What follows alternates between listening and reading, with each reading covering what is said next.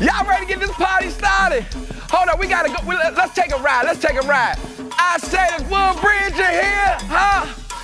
Fort Wash in here, huh? I say this Landover in here. I see y'all. What about Greenbelt, huh? Zion anywhere.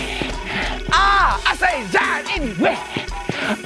Y'all make some noise for yourselves. Hey, this how we do it, man. Shout out to everybody out there, 20 and over, 20 and under, the 30 and over, 50 and over, y'all out there?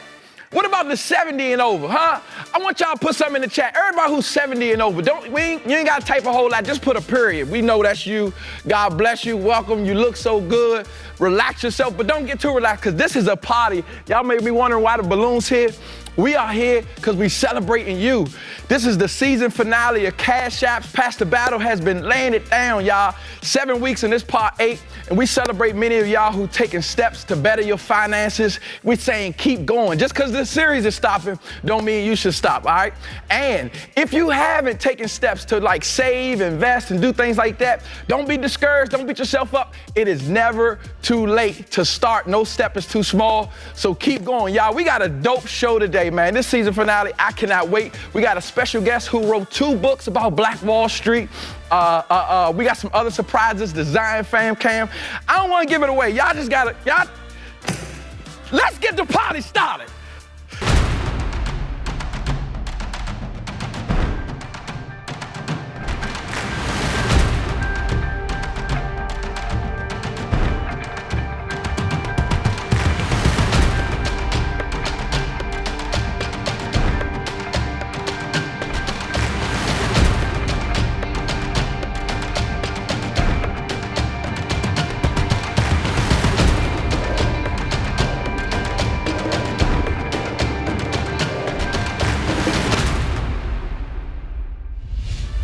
All right, family, let's get this party started. First, with our very special guest, Mr. Ken Allazier. Ken Allazier is a managing director for Greenwood Capital Advisors, LLC. For over 20 years, Ken has helped companies use capital to grow, first on Wall Street and now for Main Street companies. He is an award-winning author, and his 2 books, Finding Greenwood and Red Summer, are specifically about Black Wall Street. Ladies and gentlemen, help me welcome our special guest, Mr. Ken Allazier. Mr. Allazier, thank you so much for being with us again. Thank you. Thank you, Stefan. My pleasure. Yes, sir. Yes, sir. Well, we're looking forward to hearing from you. Like I said, you wrote 2 books about Black Wall Street, and Pastor Battle has been laying a great foundation throughout this series, teaching us some of the intricate details about Black Wall Street, learning our history. But can you bring us up to speed? Like, what caused the tipping point that led to about 50 blocks being burned down Black Wall Street?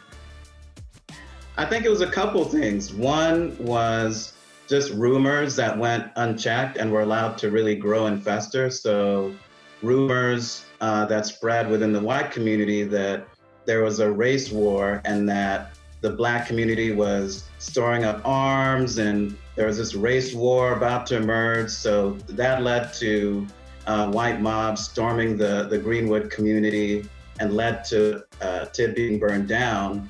And also, I think there was a lot of jealousy as well from the surrounding communities. You have to remember that at this time, not only a pandemic like today with the Spanish flu, but a lot of communities were really, really struggling. And despite the oil boom that went on in Tulsa, you had a lot of communities, including white communities, that were very poor. There was a lot of violence. There was a big culture around mob law. So I think all of that really just came together and led to that event happening.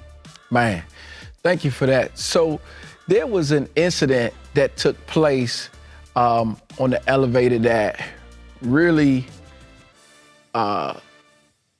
struck a nerve in the community. Can you talk more about that? Yeah, so there was an incident in an elevator. There was a white female elevator operator named Sarah Page and a young African-American male named Dick Rowland. And they had an exchange in an elevator, and it basically ended with her accusing him of assaulting her in the elevator. So she screamed, and when she screamed, he was so afraid that he just ran off. Well, people who are in that office building see this young black male run off, a white female screaming in terror. And so they put two and two together, and rumors started really spreading throughout Tulsa that, hey, this young black male tried to assault or rape this young white female. By other accounts, the elevator simply shook, and he may have reached in her direction to break his fall. And that's the way that she interpreted it, that he was coming after her. That's kind of one side of the story as well. But that's sort of what ignited the course of events that followed after this. Wow. And, I hate to say this, but it's sad that, we're talking 1921, and now about 100 years later, we're still dealing with similar cases where black people are falsely accused. And it's just unfortunate. So speaking of the times that we live in now, why is it important to you to write about Black Wall Street? Why is it important for us to know about it, especially given our current environment? Sure. So when I first learned about this about 15 years ago, when I bring it up to other people, including black people, hardly anyone had even heard of it. And it made me think to myself, well, why hadn't I heard about it? I have 3 degrees. I've taken classes in African-American history and Black history. So why didn't this ever come up in any of those classes? And so for me, this is important. And I really made it my mission to spread awareness of this story, which is why I've written 2 books on it. And I've conducted talks at museums and other venues on the topic, is because I want Black people especially to know that excellence, entrepreneurship, it's in their blood. Slavery, Jim Crow, that's our history as well, but it's not the complete picture. And so I think it's important to know that there were these Black enclaves that were around, particularly in a time when there were so many barriers put up against us. And this didn't only happen in Tulsa. There were similar communities in Detroit, in Chicago, in Florida. And so we were excellent then, and we're excellent now. Yeah. And the other reason I think it's important is, you can't tell people to pull themselves up by their bootstraps and then not allow them to own boots. And what a lot of people don't know about Greenwood is the way that it was allowed, the way that it was enabled to form was because that there were policies put in place that said, here's land, and this land can only be sold to people of color. So it gave people of color the opportunity, if they wanted to take it, to own land and to build a community of their own. So it's important for those of us who aren't civic-minded or community-minded to know that, hey, it's not just about us individually working hard. Yeah. It's about us holding our leaders, our politicians, school board presidents, judges, police, everyone accountable to create an environment where we even can be successful. Man, Mr. Allazier, thank you so much again for the work that you've put in, and again, being with us. I wish we had more time, but before you go, could you let us know a little bit more about your company and connection to Black Wall Street, and where people can find your books? Absolutely. My company is actually named Greenwood Capital Advisors, and we provide funding to small and mid-sized businesses. You can find us online, greenwoodcapital.net. And you can find information about my books at blackwallstreetbooks.com. Perfect. So y'all heard it first. Go get it. Let's continue to learn our history and also share it. And again, thank you, Mr. Allazier, for sharing with us. We'll talk to you. Absolutely. Thank you. Lean in real quick.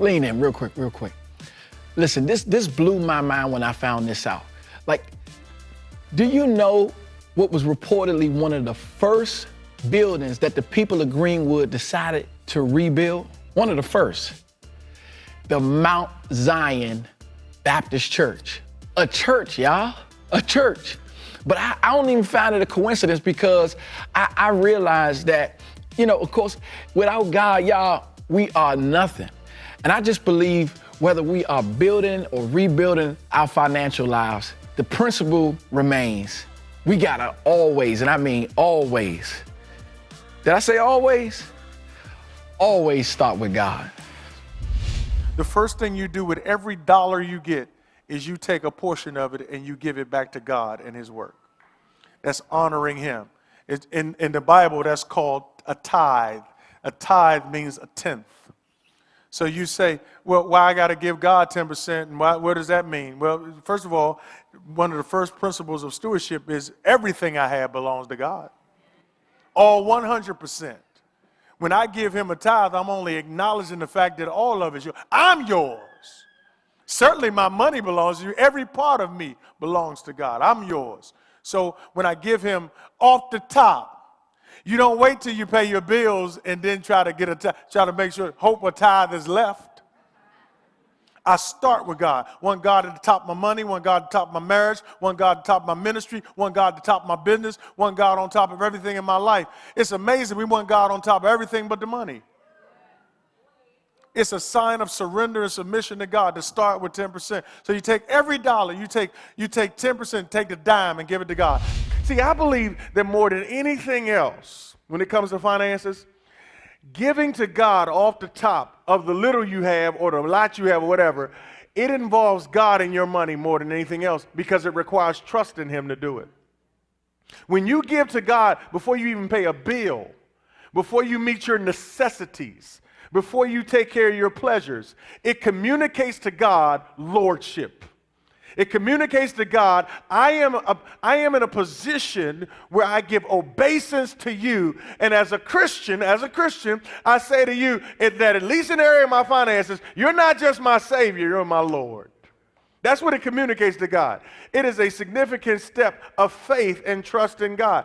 And not only that, not only does giving at least 10% right off the top to God, not only do we get the reward of being sustained over the long haul, but actually when you do that, it's important because, to be quite frank with you, it's just a matter of stewardship. And the first principle of stewardship is this, that everything I have belongs to God. That's where you got to start. It can't be yours if you're going to give any of it. Everything I have belongs to God. And I am a steward of that which he has allowed me and entrusted me to have that really belongs to him. And so that's where I start. In fact, the Bible says our lives are not our own.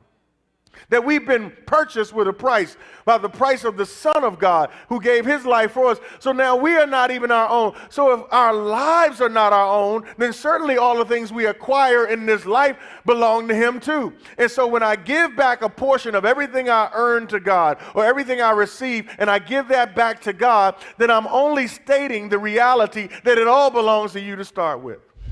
So he goes to her and he says, all right, I know you ain't got a lot. Tell you what you do. Feed me first. Go ahead and fix your food. Fix me a plate first, then fix something for you and your son. Me first, then you and your son. I mean, it ain't in the text, but I'm sure she's like,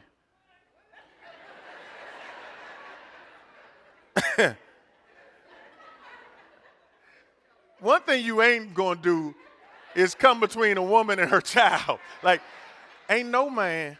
I just told you, me and my son about to eat, and we about to die. If I feed you, we're going to die faster. I don't even know you. That's why I had to put God in it first. He says, for the Lord hath said. If you do it that way, he's going to sustain you. See, somebody might say, well, Pastor, should we be tithing when the brook dries up? Should we still put God first when the brook dries up? Well, in my personal opinion, if you don't have any income, you can't tithe. Where's you tithing from? I'm not saying you don't go in your savings and tithe. You save on income. if your income is shut off, you have nothing to tithe on. However, if you got some income, you tithe on whatever's coming in. Because somebody say, well, we had 2 incomes, now we're down to 1, and we can't live off the 1, so why would we tithe off of that? I'm saying that's all the more reason to tithe. Because I need God to do something with this miraculously. See, people think when the preacher asks for something first that he's trying to bless himself. Elijah could care less if she does something for him first. He's trying to introduce her to getting God and her money first.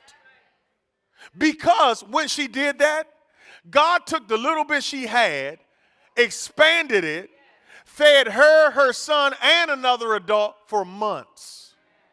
What I'm trying to tell you is, and I don't even know how to explain it, what God does is he extends stuff. See, if you know, if some of you have a car that shouldn't be running, and the reason why it shouldn't be running is not because it's just raggedy, it's because you didn't even take good care of it. But with with missing oil changes and missing services on it, God is just bypassing all that stuff, making your carburetor act right, making the engine act right, making the fuel injection act right. God has just been merciful. Some of us have stuff in our house that keeps on working. The stuff is so old that they don't even make the parts to fix it anymore. But God, every time you put clothes in it, it still washes the clothes. Every time you cut it on, it still works. That's God. Don't act cute on me. That's God. Some of our bodies shouldn't even be working right. If the doctor would cut your heart open and look at your heart, he would look at some of our hearts and say, I don't even know how that's beating. There's so much blockage in there, I don't even know how it's beating. Some of us have bone on our knees, bone on our hips, and we walking around right here. And what the doctors don't understand is God can make something work that ain't even supposed to be working. Hey, that was good right there, man. But look, we also want to hear from y'all. So what we about to do, we're going to kick it to our fam cam to hear from our Zion family. Let's talk. What's up, family? I just have a few comments about tithing. Tithing used to be a real struggle for me, and I would pay God last and be financially strained the rest of the month. Finally ready to try things God's way, my husband and I started paying our tithes immediately when that direct deposit hits our account, every pay.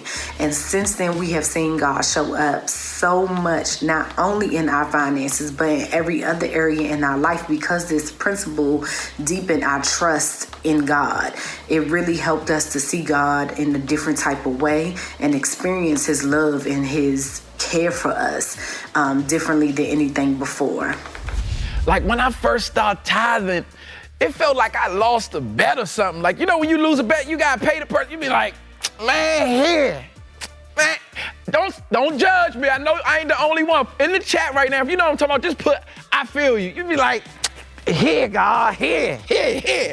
Man, it's great. And speaking of betting, y'all, some of y'all watching right now, you sick and you mad and all that stuff, because you bet against the Washington football team last week, thinking they was going to lose. But anyway, I ain't even going to go there. That ain't the script. But shout out to all the Washington fans. They winning their first game, all that good stuff.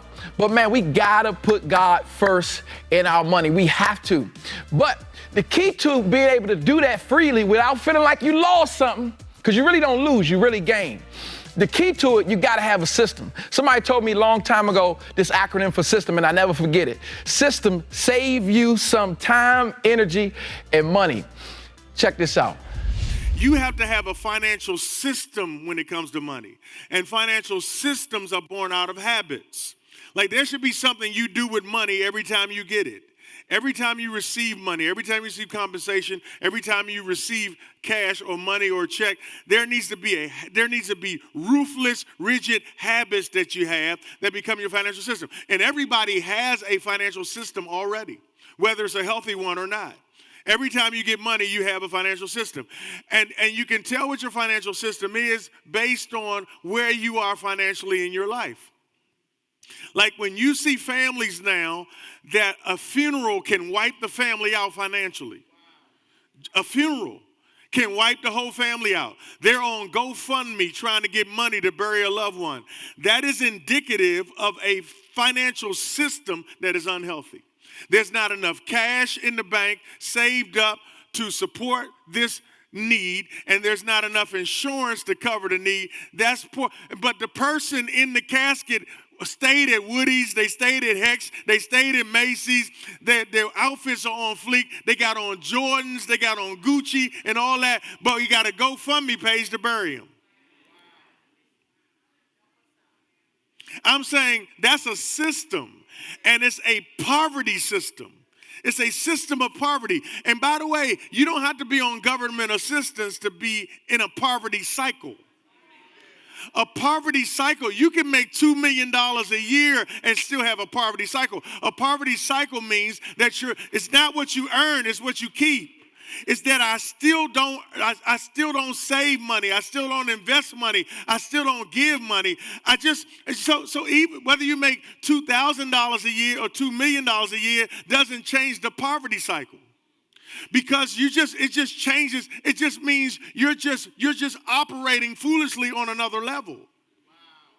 You move, now you buy Gucci and Rolexes. You were buying Timexes and pay less. Now you're just splurging on a different level. How do you change that? How do you change that? There are 3 things you have to do every time you get money. Here's what I suggest you do. You do it in this order, you'll be fine the rest of your life. Pay God, pay yourself, pay others. Pay God, pay yourself, pay your bills. Pay God, pay yourself, pay your bills. I don't care how much it is. You get $100, take 10 of it, pay God. Take the second 10 and pay yourself. Okay?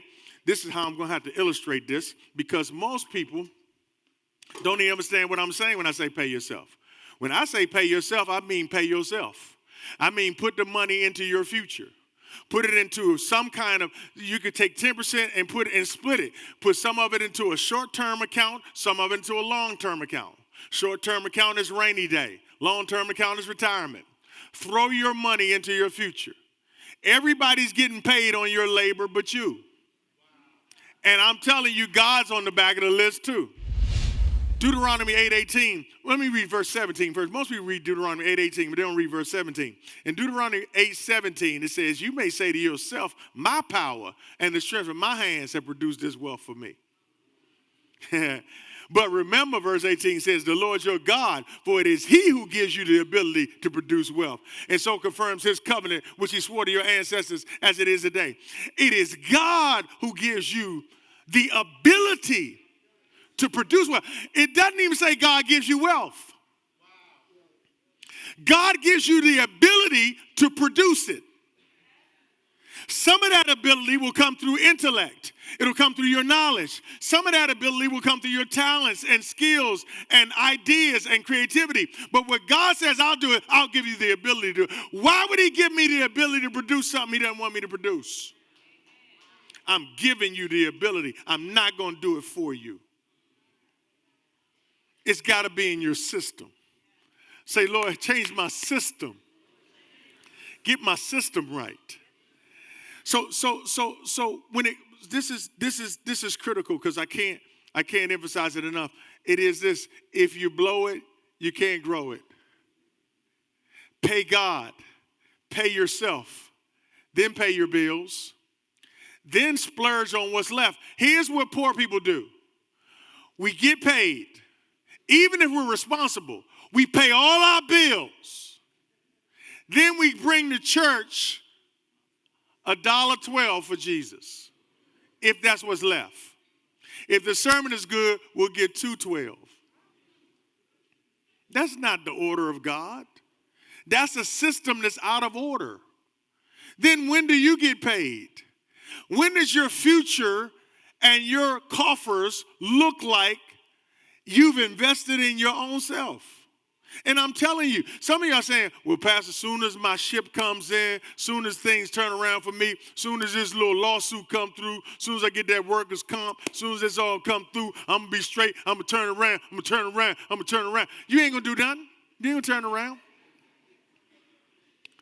You have to use wisdom with what you have now, not with what's coming.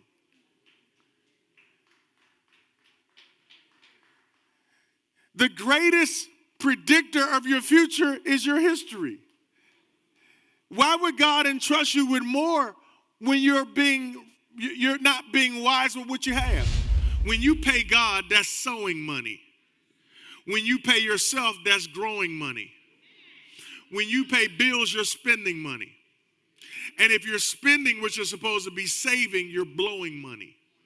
And if you blow it, you can't grow it. I don't know what you're going to do with this message. I hope you make some changes. I hope you make some adjustments. I hope even if you're living on this system, you take it to another level. Give yourself a raise. Give God a raise. How about that? How about taking your savings up a percentage or your giving up a percentage? How about that? You've been at this level for a long time. You've been cruising. Accelerate it. You haven't been doing anything in this area? Start it. What's up, fam? This message is key because it's super important to build a strong financial system. And if you don't have a strong financial system, or you're looking at, how to build one, you got to go back and look at your habits, looking at, your daily habits of, where are you spending your time? Who are you spending your time with? What are you spending your time on? And look at your environment and change some of those things. So if you're used to, I got paid, I'm about to get these kicks, or I got paid, I'm about to buy this new, get your order right. Pay God, pay yourself, and then pay your bills.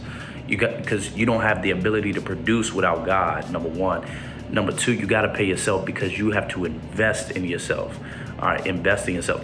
And then pay your bills. Take care of that last. But if you do it in that order, you'll always have your bills paid. And so that's always taken care of. So you're good to go. You pay God, pay yourself, pay your bills. And if you haven't done so, make the change.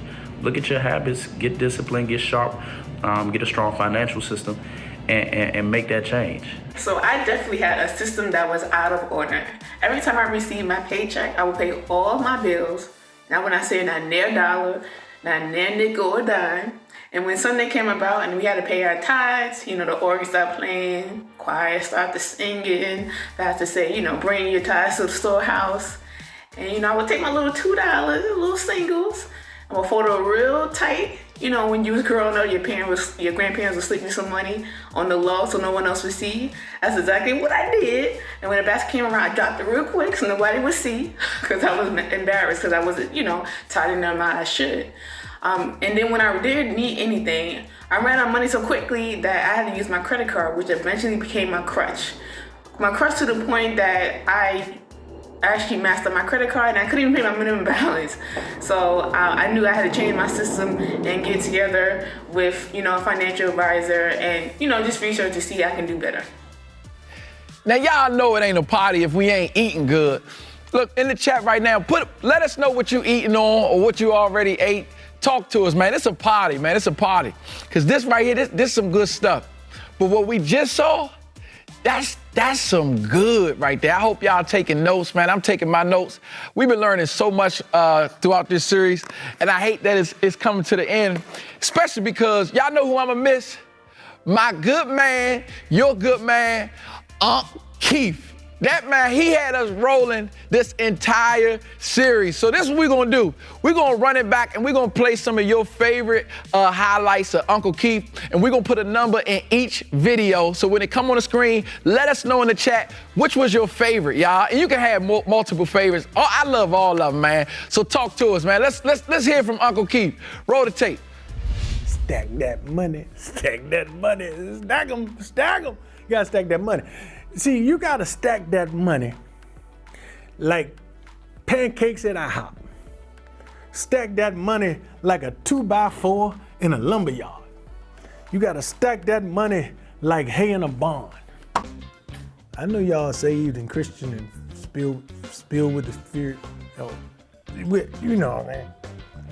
But I need y'all to look around and see if you have any adult beverages, you know what I'm saying, around anywhere, behind the cabinet, under in the basement. And when I go over the house and go visit her, I would say, Maxine, is you good? Is you cool? And she would say, yes, I'm cool.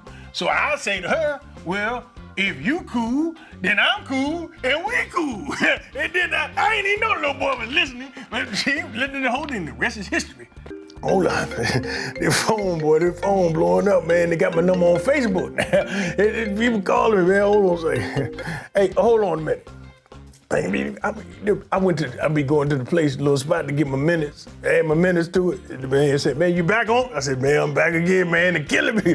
Well, I had to tell Jigger and Relly, that's what I call them, Jigger and Relly. I had to tell them, listen, man, y'all can't put me out there and tell everybody that's me. Y'all got to keep that hush. That's the last time I'm gonna tell you to stop lying in church, man. I'm sorry, my bad, nephew. I got it. Mic check. This is a public service announcement. On November the 3rd, this might be one of the most important elections of our lifetime. So please, make sure you're registered to vote, and please make sure you exercise your right to vote.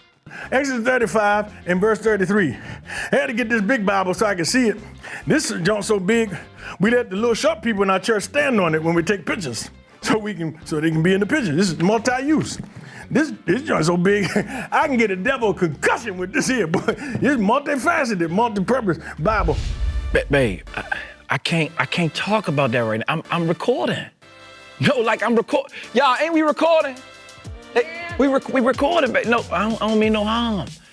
I thought we talked about that. I told you I was gonna buy that. Do I say something about all your Amazon? You know what? I gotta start recording. All right. We ready? Yep. Clearly, one of the toughest areas where I don't even know what I'm supposed to be saying right now, but we need some help. Finances, systems, marriage. Pastor Battle, please help. She calling me again. The reason why our family finances were so bad was really because I was handling the money. And the longer I handled the money, the worse it got, because I was unlearned in financial management. I didn't really know what I was doing. And I remember when things turned for us financially, when they started to turn in a different direction for us financially, is when I came clean with Vicky about what was going on. Because I used to hide our financial problems from her because I didn't want her to worry, and I didn't want her to look at me as I done married a failure. Because she came out of a family that, they were doing well, and I didn't want to, man, this is terrible. I can't let her see this. And I remember the day when I came clean and I shared with her how bad it was, but I also, in addition to revealing to her how devastating our financial situation was, I also turned over the financial management to her. And that was a defining moment for us, because from that time on, our finances took a turn in a positive direction, and they have never gone back, partly because I still don't have access to the money to this. And let me just put parenthetically in here, because this is a free statement. It may cause a little tension in your home. I don't know. But if you don't take any other point away, I hope you take all of them away today. But one thing you can learn right away is if you're married, whoever is best at handling the money should be handling it. Just bottom line, if you're married, put your money together, and whoever's best should be husband or wife. And if you're arguing about who's the best, well, if you've been handling it this far and it's jacked up, then maybe it's somebody else's time to try to jack it up too. When it comes to budgeting, let me first say that if you are married, you and your spouse should put together a budget together. I cannot tell you how many couples that I meet and their money's not married.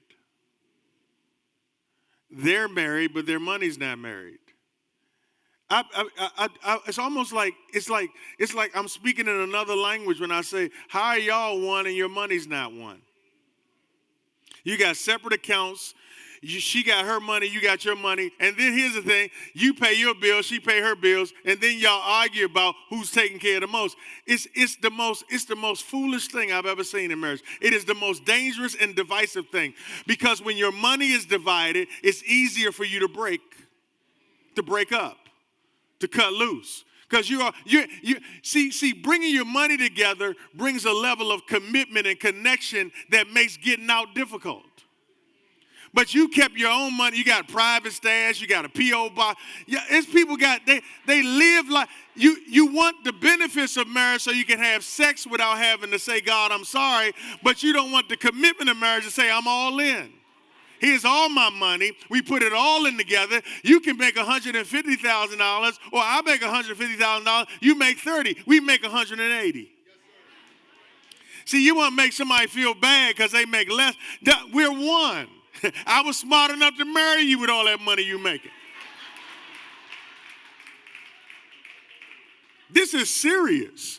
When you put together a budget, it should be one budget. One man, one woman, one budget. One man, one woman, one money. One man, one woman, one bank account. If you're going to have two bank accounts, y'all should both have access to them. Both have the passwords to them. If you're going to have an allowance, you both should agree on what the allowance is. Bring your money together. And I know when you have your second or third marriage, it's even harder to get it together because one person got child support coming out of here, and another person's check is garnished, and this person taking care of big mama, and this person got this house, and I got this rental property over here, and it's losing money. And I'm saying you got to bring all that together. All of it got to come together. We got to work this out. I got to know what's going on where. Can't have no secrets going on because you said the child support was this level. Now I'm seeing this. I didn't know you had 2 kids.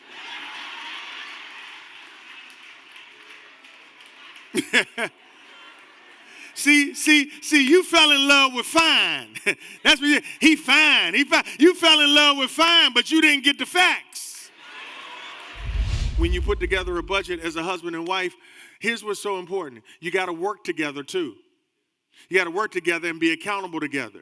See, in too many marriages, there's the financially mature person, and then you have the financially immature person. And the financially immature person doesn't want to show up for the budget meeting, don't want to follow the rules in the budget, don't want to follow the policies. And I'm saying, but then you want to have sex.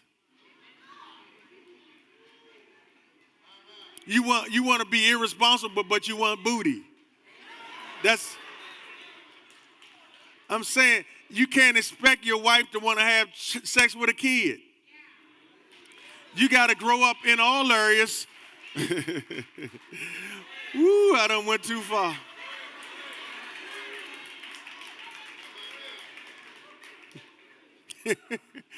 You know, there's some churches I preach like this, and they walk up and put money on the stage while I'm talking. That's what I'm talking about. Hey fam, what's up? What stood out to me from today's message is that when two become one in marriage, they also become one financially. And since marriage is the ultimate team sport, we both have to work together when it comes to budgeting and developing a spending plan. From there, we can bring in different ideas, wants, needs, and desires that we have and work together to achieve that ultimate goal. Thanks so much, fam. Let's keep the party going, man. I once heard being rich is all about what you have, but being wealthy is about what you have left over. And for many of us in our communities, unfortunately, it's like we either starting from scratch or starting in the hole. And here's what we're saying as we conclude this series. Are you committed to doing your very best to changing that narrative for your family? The ultimate goal is to create a third 10%, which becomes, this is your money that you give to God, you pay God and his work. This is second 10% is short-term savings. You put that into an account that's liquid that you can access through some bank or some credit union. But this third 10% or this third 10% is long-term savings. This is retirement. This goes into your long-term future, your 401k, your IRA, your Roth, your thrift savings plan. What are you going to do? If you make $85,000 a year or $55,000 a year or $25,000 a year, what are you going to do when you don't want to work anymore? Will you ever be able to stop working? You cannot stop working and depend on Social Security. You have to have something in place where there's money stacked up to take care of you when you don't want to work or you're unable to work.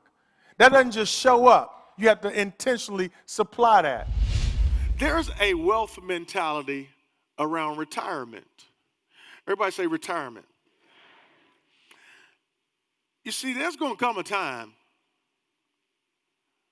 in every one of our lives, when you just ain't going to want to work no more. Somebody like, that's now. It's now. I felt you. Today is the day. There's going to come a time when you can't work anymore. And you just can't just pay God, pay yourself, and pay your bills and think that's not a retirement plan. That's a system that feeds it. But you got to have a retirement plan. See, some of us are saving up money, say, yeah, I've been putting a little aside, and then, we're going to go ahead, man. I'm thinking going down North. Everybody talking about they going down North Carolina. We're going to probably go down North Carolina, South Carolina. Everybody going down there somewhere. We're going down Louisiana County. We're going there. We're just going, man, I just want a little picket fence, Pastor. Just want a little cottage, real simple, real quiet. Just play a little golf. Just walk around with the dog. That ain't a plan. That's an idea. A plan requires that you sit down with somebody who's financially astute enough to understand trends and projections and can look at your assets and look at your expenses and calculate exactly what you're going to need to go down south. Like you ain't just going to just do that. Like you got to have a plan that has taken into consideration inflation. What will it cost to live down south then? What will your tax implication be when you start tapping into your retirement? See, there's some money that you have in a vehicle that if you touch it at the wrong time, it can cost you. Like you got to know that stuff. Like what is health care going to cost at that time? What are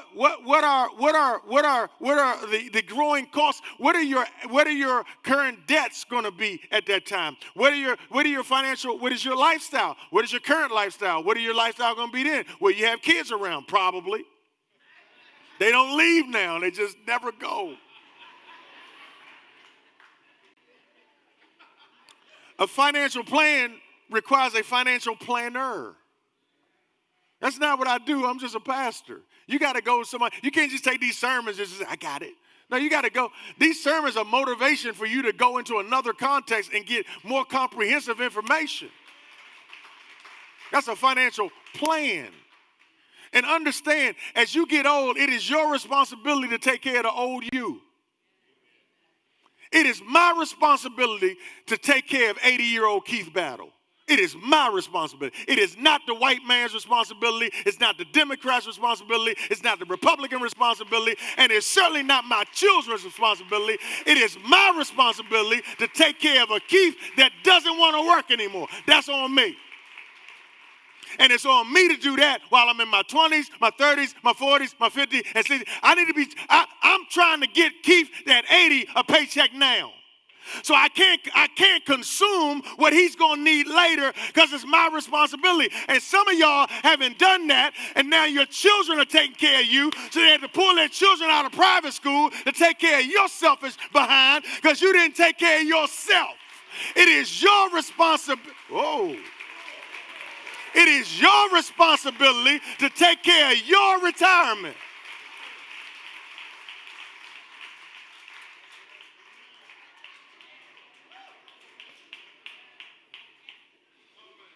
That's a generational mentality that we think I took care of y'all, now y'all take care of me. That's not how it goes. Woo! Wherever you at, come on, y'all. I don't see you clapping. Come on, put your hands together. Again, we are celebrating you. This is the party for you. This is the victory lap.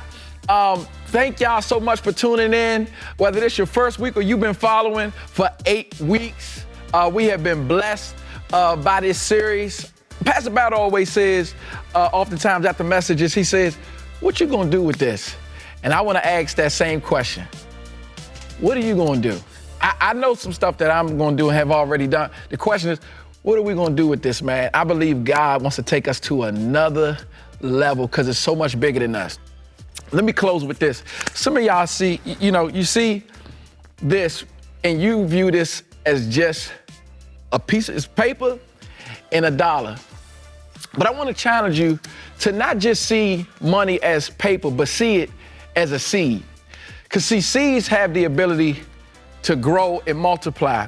Let me explain what I mean. I found out about a story about the Chinese bamboo tree. And the story says that you go and you plant the seed for the Chinese bamboo tree. You nurture it, water it, take care of it. After 1 year, you come back and check on it, you don't see nothing. Seed's still in the ground. 2 years, you come back and check on it, still see nothing. 3, 4 years, you planted it, you nurtured it, water, and you still see nothing. Where's your Chinese bamboo tree? But something miraculous happens in the 5th year.